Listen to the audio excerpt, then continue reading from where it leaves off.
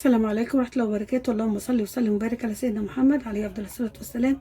هنعمل مع بعض النهاردة السردينة البلدي بتاعتنا، مخللة جميلة تبقى زي الفسيخ. ده كيلو سردينة معانا، أنا غسلها كويس وحطيته في المصفى صفى لدرجة إن هو بقى ناشف. السردينة بتاعتنا ناشفة. هنبتدي نعمل إيه مع بعض؟ 3 معالق ملح اللي هو الخشن، اللي هو الرشيدي أو الصخر اللي احنا بنجيبه من عند العطار أو من أي ماركت هتلاقيه برده موجود. بصوا الملح بتاعنا بيبقى خشن كده مش ناعم، وده من الافضل بحيث ان هو ما يملحش الحاجه اللي احنا نملحها. دول معلقتين شطه يا جماعه، معلقتين شطه كده كبار. لو حابين تقللوا ممكن تخلوها معلقه واحده. هنقلبهم كده مع بعض، دي اول خطوه هنعملها مع بعض. نحضر القالب بتاعنا كده يكون برضو قالب محكوم عشان الحاجه بتاعتنا ما تدخلهاش هوا وتبوظ كده. طب انا هعمل ايه مع بعض كده؟ انا محضره بصوا شنطه كده تكون نظيفه هلبسها للقالب بتاعنا عشان ابتدي ان احنا نحط فيها السردينه بتاعتنا. هنحط بقى شويه ملح كده من تحت شويه ملح، وابتدي ارصص السردينه بتاعتنا كده يا جماعه. شايفين عكس بعض، يعني الظهر ناحيه البطن.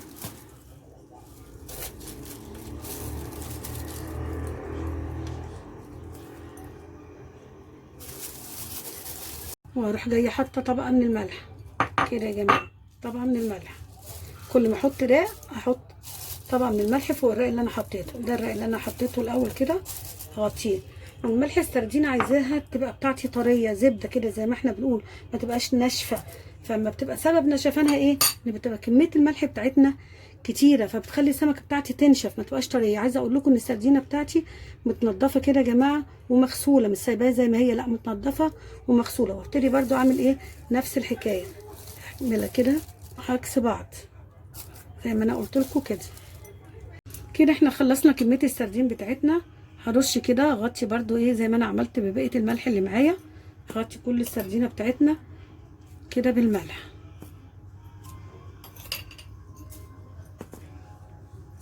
كده انا ما خدتش ال3 معالق بتوعنا كلهم لان انا حاسه كده كفايه. بس في حاجه بقى معايا، دول عارفين اللي هي الشطه اللي هي القرنفل الاسواني دي، احطهم كده معاهم. وده قرن فلفل احمر، هبتدي ان انا كده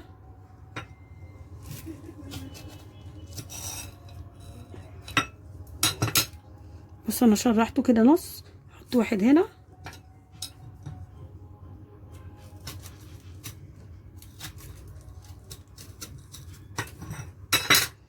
والتاني كده برضو زي يا جماعه، وهنحط حاجه تاني مع بعض.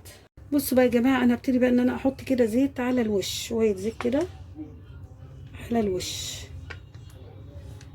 كده. انا حطيت شويه الزيت بتاعتنا يا دوبك كده خلاص. شايفين الزيت عمل ايه؟ شايفين شكل السردينه بتاعتنا؟ بسم الله ما شاء الله، الله اكبر. كده انا هقفل عليها الشنطه بقى احنا اللي احنا حطيناها دي، هروح جايه ماسكاها كده. انا عايزاها ما يبقاش فيه اي هواء. كميه الملح يا جماعه زي ما انا قلت لكم لو هي كتير دي اللي بتخلي السردينه بتاعتنا مش طريه وزي الزبده، تبقى ناشفه. خرج كل الهواء كده خالص خالص خالص، مش عايزه اخلي اي هواء. طبعا احنا اليومين دول الجو شتاء وبرد، فبشوف انا بتقعد قد ايه على ما تستوي تبقى معانا طريه. انا هخرج كل الهواء كده. كده انا خرجت الهواء منها خالص.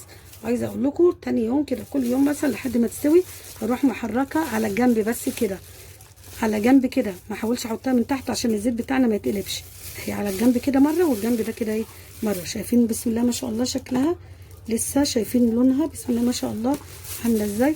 هنقفل بقى عليها. انا خرجت شايفين كده ما فيش اي هواء، وغطي عليها بالهواء الغطا بتاعنا كده المحكوم وخلاص كده ما شاء الله. السردينه هنفتح يا جماعه السردينه بتاعتنا بعد اسبوع. بسم الله ما شاء الله، الله اكبر، اللهم بارك. هنفتح كده ريحتها ايه مروحه ونفضيها. بصوا بقى كده يا جماعه في القارب بتاعها كده.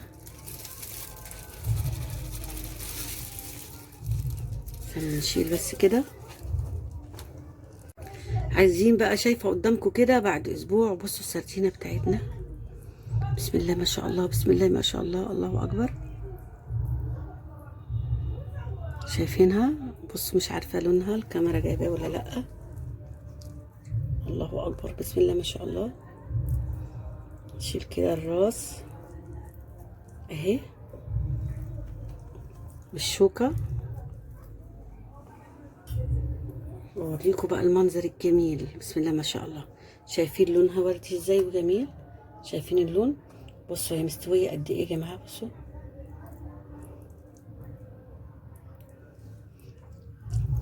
خطيره ملوحه. بصوا عامله زي الفسيخ، بصوا مستويه ازاي يا جماعه، بصوا بصوا اللحم بتاعها، بصوا اللحم مستويه ازاي، الله اكبر. في اسبوع عاملينها في البيت، خطيره طعمها جميل، وهوريكم هنعمل فيها ايه عشان ان انا احفظها. بصوا يا جماعه ده الشكل النهائي، مش عايزه اقول لكم هي فظيعه ازاي، حاجه عاملينها بايدينا نضيفه بجد وعدمه، وزي ما وريتها لكم طريه وزي الزبده، وحاجه نضيفه احنا غسلينها وضامنينها بايدينا. دي الكميه اللي انا عاملاها هتتاكل. الباقي بصوا يا جماعه انا بحب احطه كده في القارب وعليه الزيت، ما اعصرش عليه الليمون، لا اسيبه زي ما هو كده والزيت عليه مغطيه، واروح جايه مغطيه بقارب محكوم واشيله. منين ما اطلع انا منضفه كل الكميه بتاعتي، هطلعها نضيفه واعصر كميه الليمون اللي احنا عايزينها. دي طريقه التخليل السردينه البلدي بتاعتنا، وان شاء الله يتفرج على الفيديو بتاعنا ويعجبه يدعمنا بلايك ويشترك في القناه ويفعل الجرس عشان يوصل له كل جديد.